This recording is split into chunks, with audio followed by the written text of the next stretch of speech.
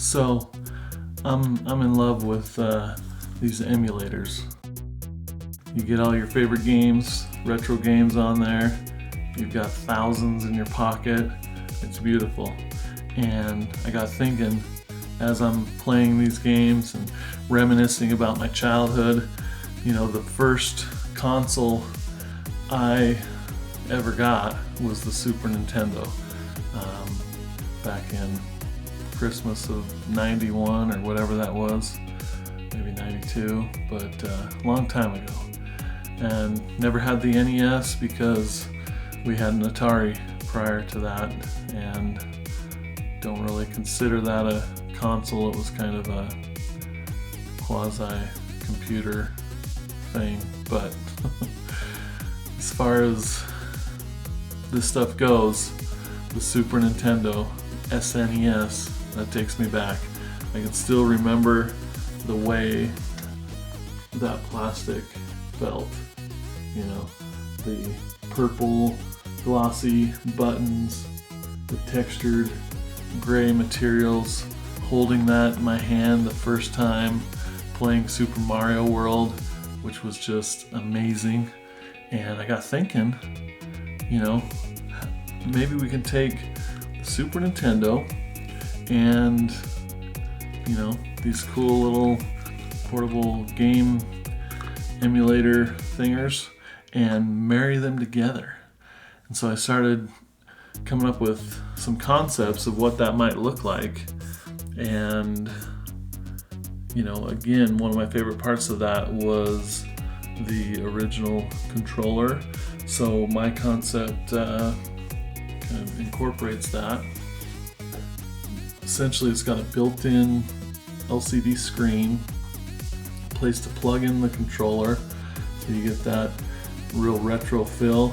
Maybe we need to do Bluetooth, I don't know. But right now, it's just a concept.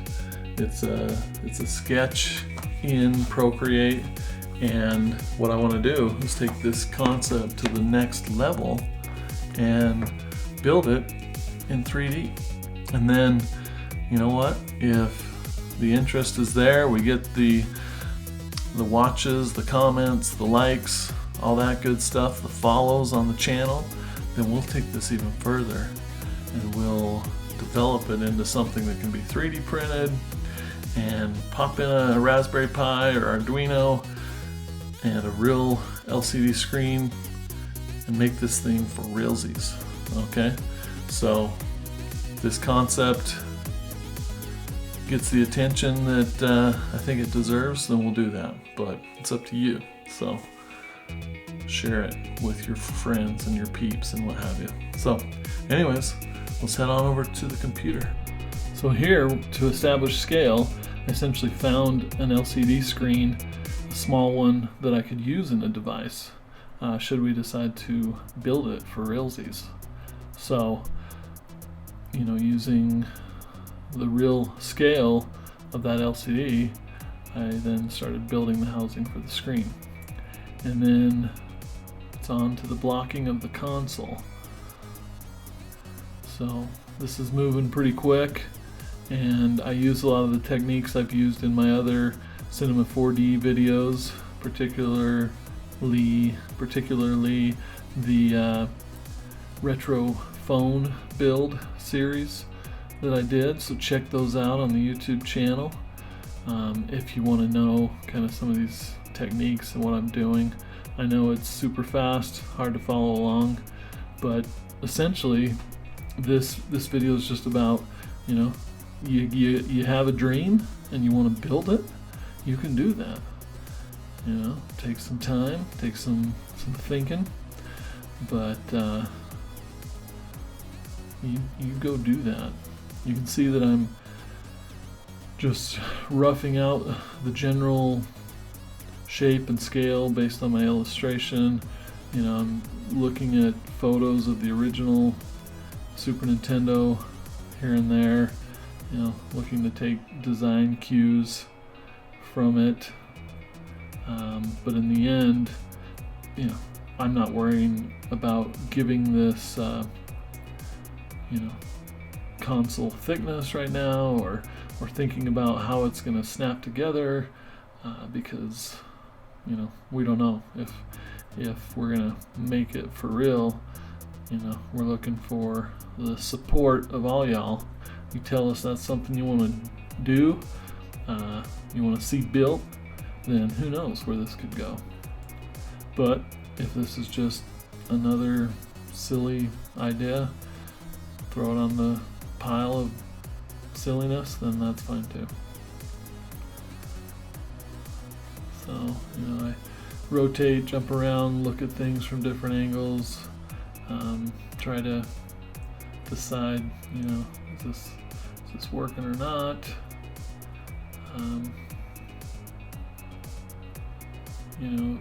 Even that LCD screen, it's just floating there. I haven't created the geometry to make it actually swivel, be adjustable or anything. So at this point I'm just kind of separating the different elements and chopping it in half so that I can mirror it, just work on one half of the console going forward. Double my proficiencies there.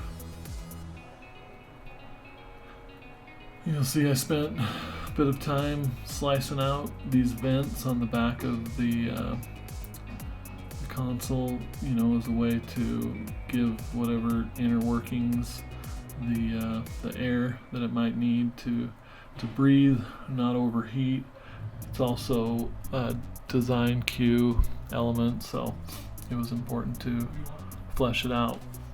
I will say that I don't know what I was doing here, got a little sleepy or a little sloppy something, but things didn't work out real well as I go to extrude these edges and position things, because when I go to tighten up the model later in the process, there are a lot of issues. So just keep that in mind if you're trying to follow along, that you might not want to pay too close attention to this part and wait till the ending.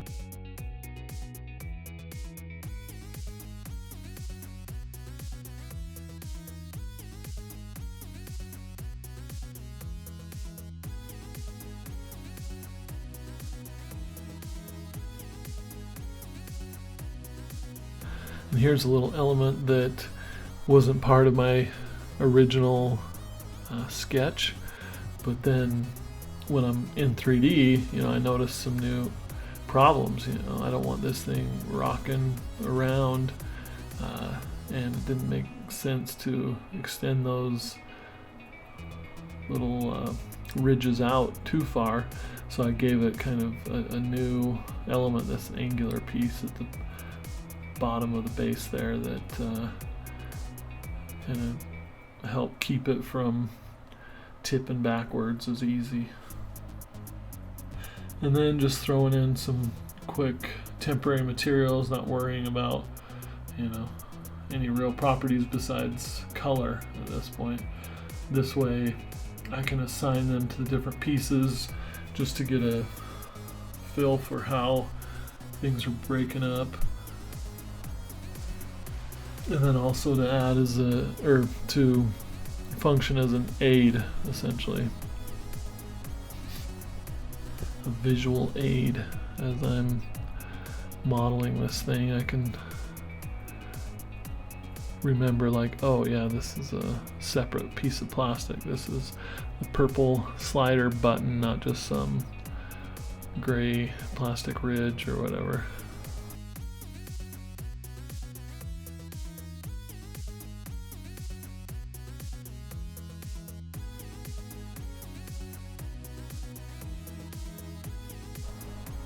And you'll see I'm performing a Boolean operation on this this button to get that concave kind of pill shape cut out of there. But please note that in the end, I end up flattening the boule and creating a solid, model that would be 3D printable and also, renders better than just a boule like this. But for the time being, that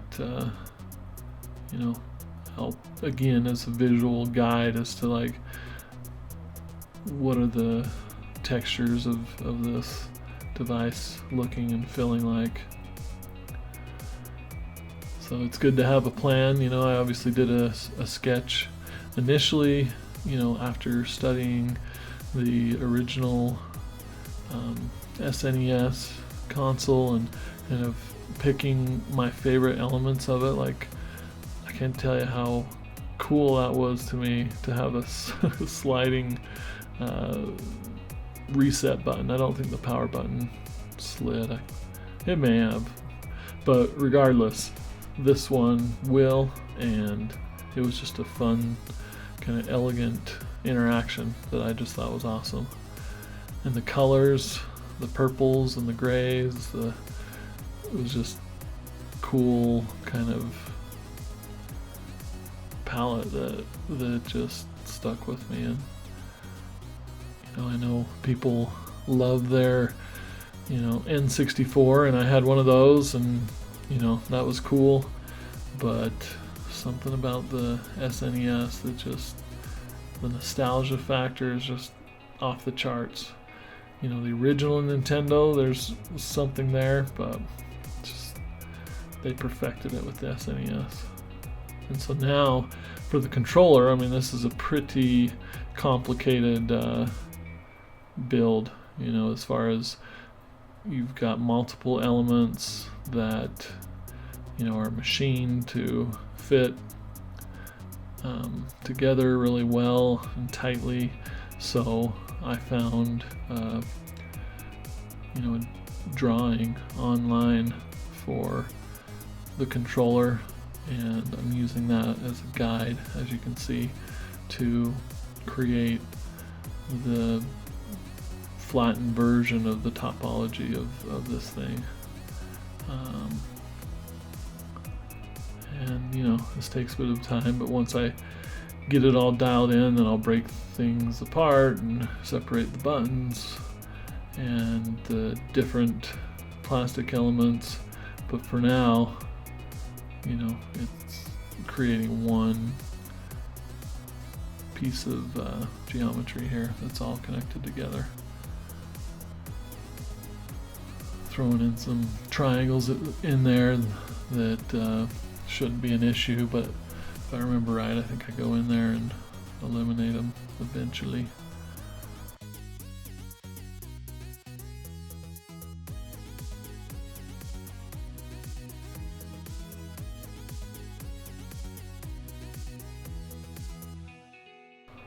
So anytime you can reuse some geometry that you've already created and find efficiencies, do that, because that'll help it feel more machined and balanced and just how it should be. Again, I use a lot of these same techniques on my multiple part series. It's probably only 2, let's be honest, of the retro phone. So check that out. And if you're a Blender fan as well, or you just like Polaroid cameras, I've got a series on the YouTube channel, a 4-part series on modeling a classic vintage Polaroid camera. Now, to be honest, Cinema 4D, Blender, probably not the best tools to model real hard surface objects, real world things like this. All the rage to use like a CAD type modeling software these days, like Plasticity, or Rhino's been around for a long time. Mole 3D or one of those. So there are lots of other options out there that you don't necessarily have to go through all the pain of this topology, but if you wanted to do it the good old-fashioned subdivided way, then this would be the process, and you can still get awesome results. There are things that I would have liked to have improved or done better, but in the end, I had to tell myself, like, hey, this is just a concept, and we can always, when we go to make the real console that's going to be 3D printed and snapped together, we won't have to build a controller, right, because those already exist. And so really, I probably could have found a model online and not built the thing, but I've got this bad habit of not wanting to pay money for existing models and building them myself, because I absolutely love the process, but it is time consuming. If you're doing this for a client, then they don't necessarily have the budget to pay you $100 an hour for 10 hours to build this stuff, when maybe you could buy it for $100 off of Turbo Squid and spend another hour shading it and rendering things, and you're good to go, and you've spent 20% of what you would have. And guess what? Still charge whatever you want, and there's just more profit, right? So, little tips for those of you who are doing this as a side hustle or your main hustle, whatever.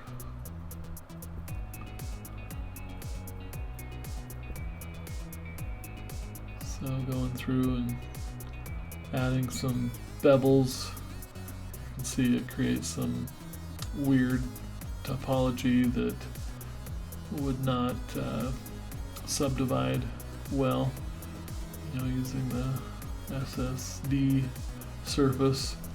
So gotta clean those up, make them quads, make them work the way I want them to.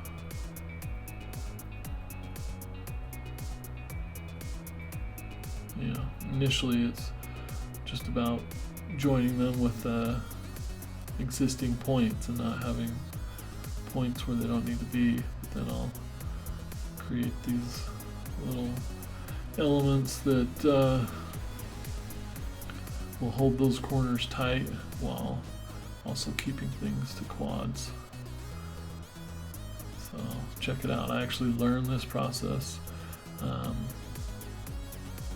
from a Blender video, I believe, and then just applied it to Cinema 4D.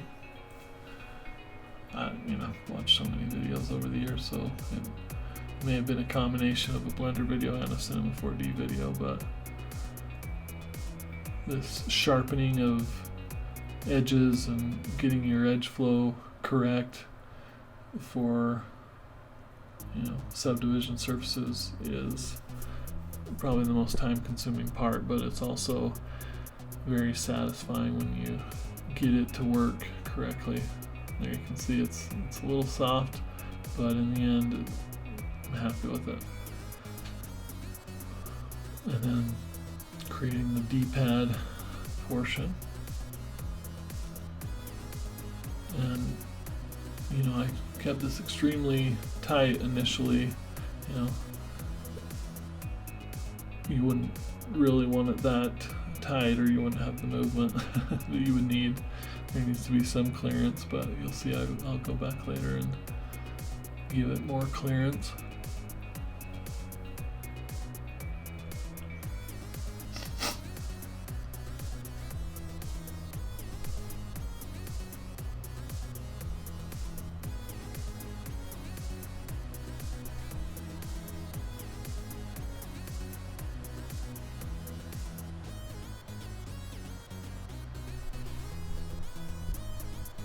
fine. If you're curious, you know, is he really that fast? How's he able to? No, I'm not. This was sped up by 900%. So, yeah, definitely a much slower, more methodical process.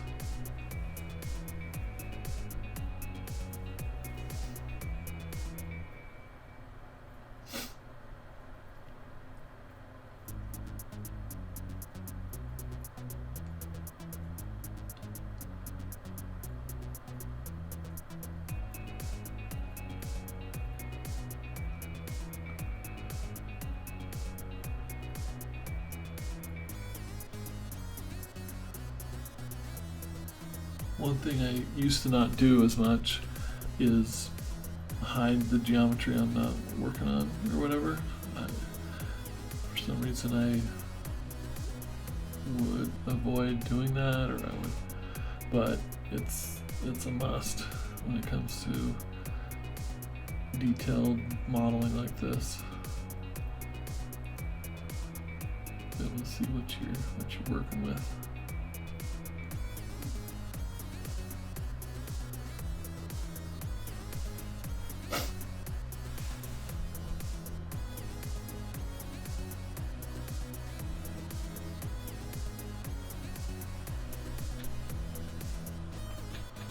And overall, if you're, looking at the photo reference over there, you can see that these housings for the buttons didn't seem quite right. They're a little fatter. They don't feel like true pill shapes. So eventually, whether I do it now or not, I don't remember. I definitely work to clean those up so that they feel more like, the real deal.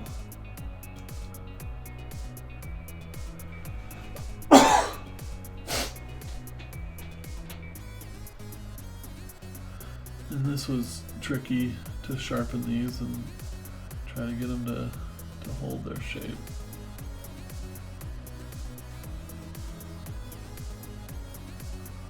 Oh, here I go. Here's me narrowing things up a bit, referring to the drawing, and I think the drawing isn't exact either, but you can see, it's just a mess, and this can be frustrating at this point.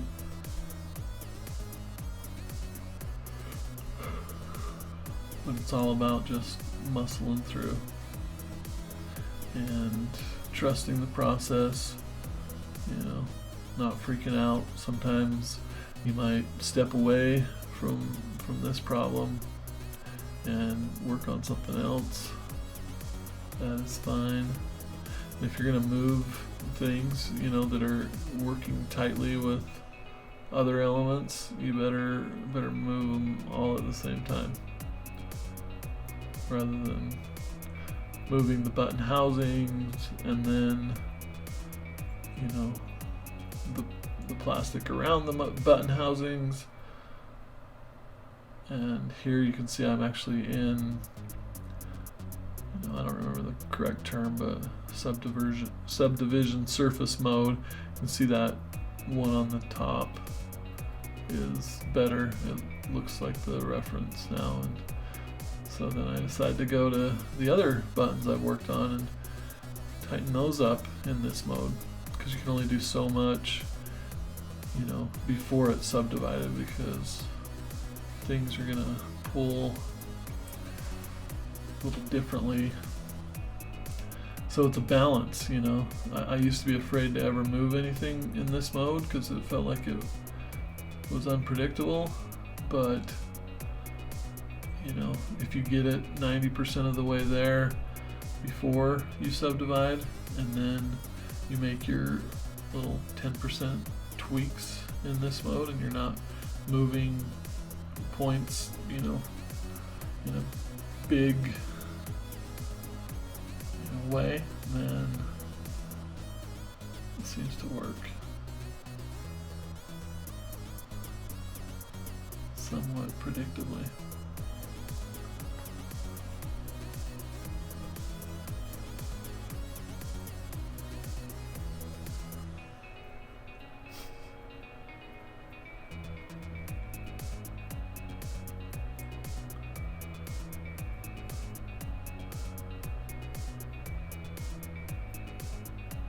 So yeah, overall that's feeling pretty good at this point.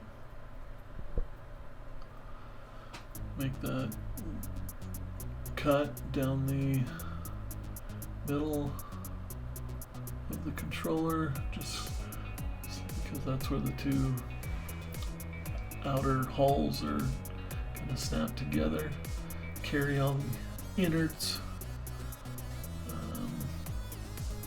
I've got it right down the center line right now, but later on I move it so that it's in the correct position, which is further to the back.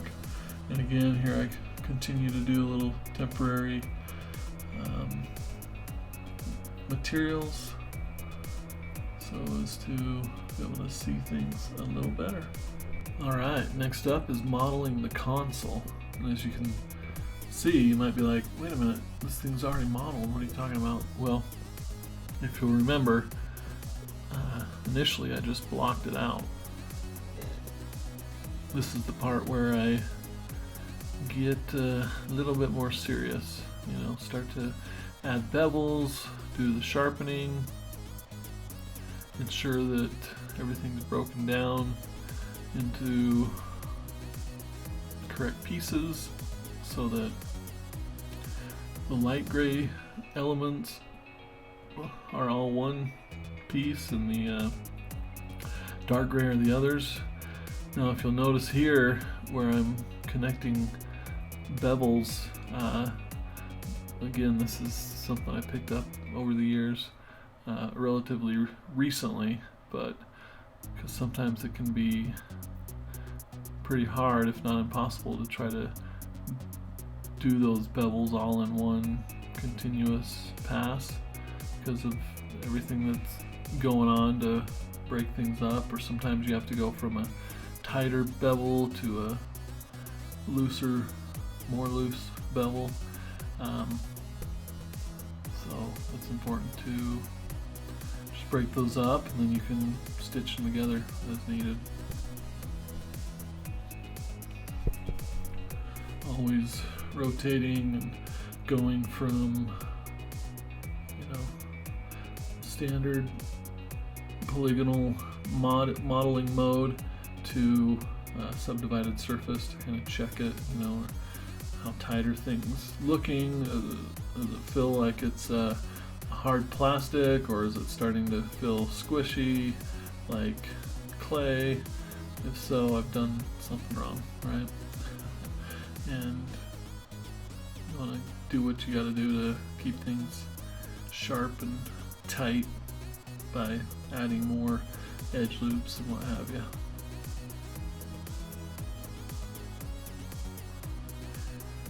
And if you're wondering what I'm using to kind of do that tight mesh editing, it's the mesh edit tool basically, where you do a lot with it.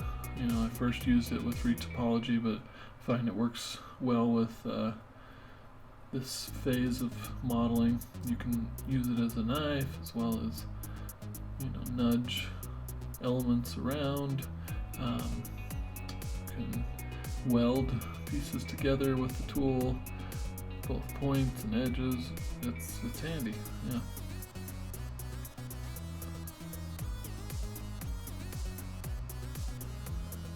Again, this is where we're glad that we're working in symmetry mode and only on one half of these pieces. Helps keep us sane. And here, just making more room for my USB dongle for the 2.4 gigahertz wireless controller or whatever it end up using.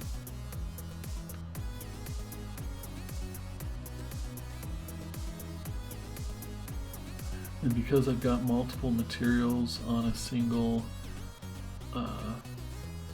mesh, you'll see when I add new mesh, it picks the light gray, in this case, the lowest level, because I had to use selection sets to assign the darker gray, and of course these new faces that I'm adding, edge loops or whatever, aren't included in that selection set. So eventually I go in there and add them.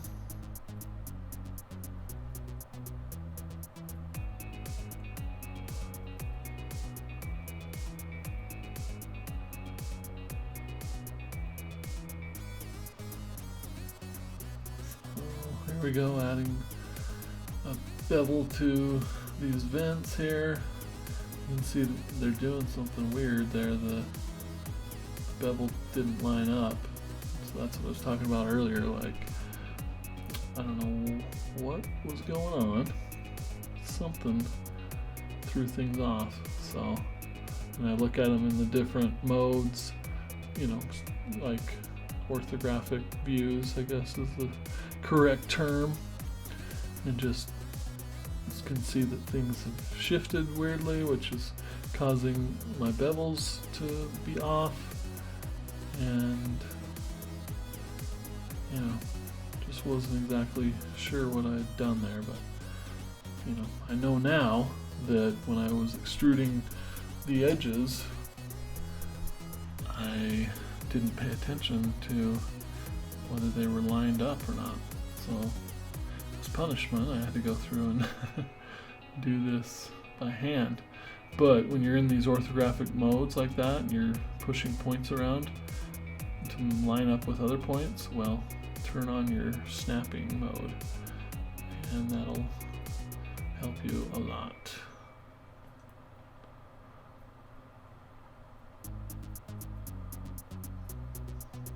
So again, you have to keep going back and forth from 3D view, perspective view to 2D, and make sure that you didn't mess anything up. So yeah, continue to find things that aren't quite right, and then I eventually will try the bevel again. You know, I'm selecting big swaths of these points and, you know, doing what I can to straighten them out. Some things worked, some things didn't. You know, in that case I decided to remove some of the detail and then add it in later. And see, now when I threw on the bevel, it's working a lot better and looking nice and sharp, just as you would want it to be. And of course, start to sharpen things out and notice that, okay, add more and more geometry, ensure that this looks right. I'm getting some weird kind of dimpling going on at the tops of those vents, so eventually I do what I need to add the correct amount of geometry to smooth that out. And if you model enough, eventually you just start to get a feel for the order that you're doing things, and you know, if you should do a bevel first, or you know, which bevel should you do when you're stacking bevels on top of bevels in a way, like different edges that, yeah, I don't even know what I'm saying. But now for this part, obviously those vents would, you know, probably just wouldn't be wholesale, just straight up holes that went straight into the device. There would be some plastic to kind of hide things a little bit and keep it a little cleaner. So I just threw in a box to kind of make sure the shadows and lighting worked correctly, because if it was just super hollow with nothing in there to kind of make it feel like there was some innards, then come time to render it, we'd get some weird stuff going on. And then as you can see here, I've flattened the boolean, and then I'm merging verts, getting rid of vertices that are in the wrong spot or shouldn't be there. Thinking about, how are we gonna subdivide this and sharpen it in the right way, get the topology where it needs to be, because right now we got this massive n-gon on the top here, and eventually I had to use the inset tool to build some kind of geometry around the edges, and then it'll be just a matter of slicing in quads to ensure we've got the right amount of quads, geometry, polygons to make this look halfway decent.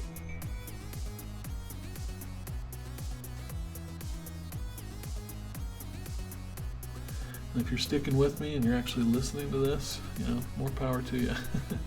Because I know that, most people probably skip through some of this and maybe don't find it fascinating or of help or whatever. Because I don't expect people to find me or that fascinating. It's not like we're doing something that's never been done or anything. There you go, just kind of scaling things on a particular axis to ensure that everything works and it's clean. Took me a minute to figure out why the mirrored elements weren't kind of connecting right.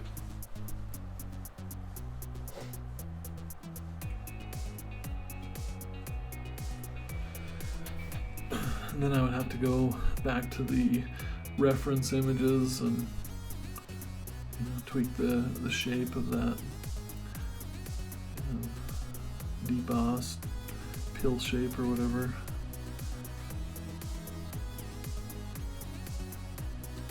And this element has all kinds of n-gons and messes going on. This is what I was talking about with different size bevels. Because if I would have just beveled those both at the same time, and that inner bevel would have been the same radius as the outer bevel, it wouldn't have been right.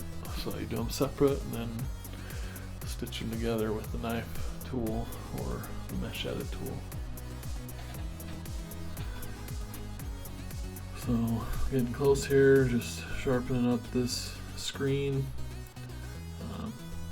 so that when I subdivide it, it doesn't turn into a soft mess puddle.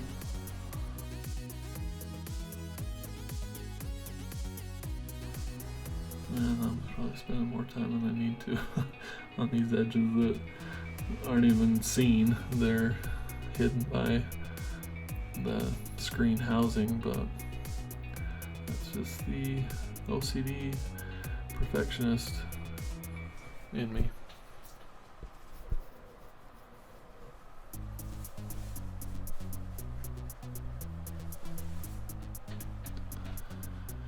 Drop in a plane as a table, and then it's time to get a little bit more serious about some shading, some lights, camera action, right? So we got the interactive preview render redshift going on, dropping in some area lights just to get a feel for whether or not this is looking, halfway decent, because even earlier on in the modeling stage, it's kind of nice to do this to get a feel for, again, does it feel like hard machined, plastic like it is, or is it squishy?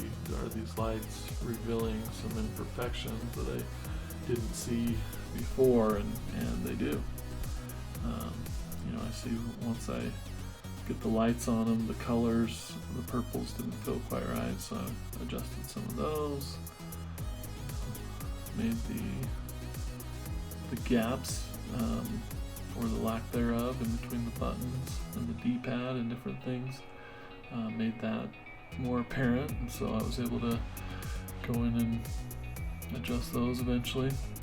And then here's where I'm playing with that plastic texture that was just iconic for me anyways. I mean, maybe no one else noticed it, but it wasn't just smooth plastic. It was had some small bumps to it. So using the noise, just a standard max on noise, wired into the bump node and into the bump map section of the material. And there's several places to kind of tweak levels and the lighting and how far the camera is away from your object, and different things all play into it, because you can get real quick where your texture is just too strong and it feels like stucco, not just a nice textured plastic. So watch that.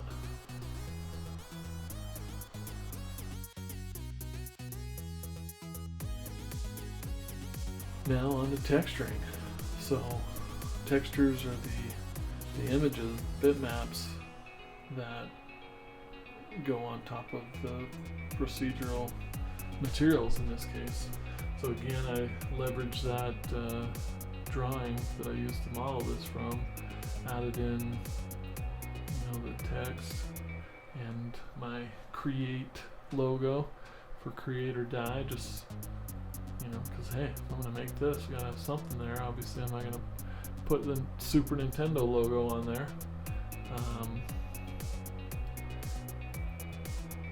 And then I use that as kind of a guide, and I've found that rather than doing a UV unwrap, sometimes it makes more sense to just do a flat projection and then just select a certain area, because you can see how there's a breakup in the material there when I'm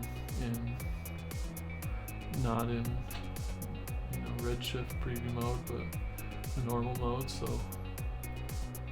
that way it doesn't project through to the back of the device or interfere with other areas, because when you use the planar flat projection, it's going to repeat or tile your material, your texture rather. So we don't need that. And then the texture is just black, but I'm able to use that as kind of a mask and pump in a different color and play with the settings until it looks pretty close to my reference material.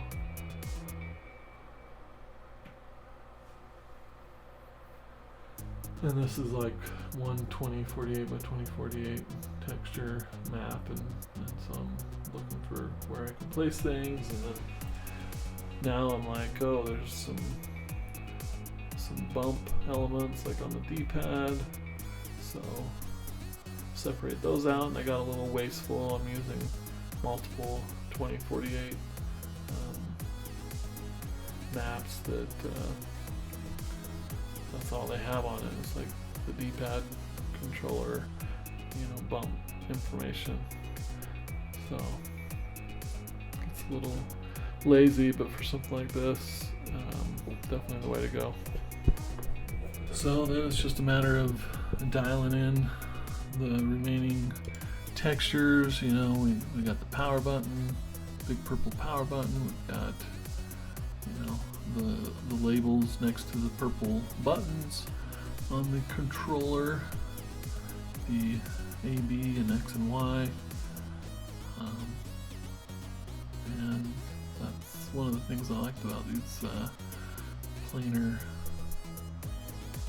flat projection stuff, is you can move them around in texture mode and get them right where you want them here in Cinema 4D, rather than going back to Photoshop and nudging things around so that it lines up with your UVing. You can see the D-pad here.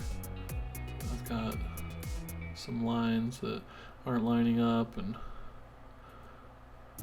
just playing with getting the placement correct as just an image on the normal color node section, but then when it's in the right place, then I plug it into the bump node and do a bump off of it. And you get up close like this and it looks kind of crappy, trashy, and ultimately, if I was 3D printing this, I'd have to make that geometry kind of like I did on the big purple button and other elements. But for this, from a distance, I felt like making it a bump map, a height map, whatever would be fine. But just like the reference, you can see that middle circle piece, has a more subtle fall off to it. So blurred that, makes it feel a little better. Again, still not great, but does the job.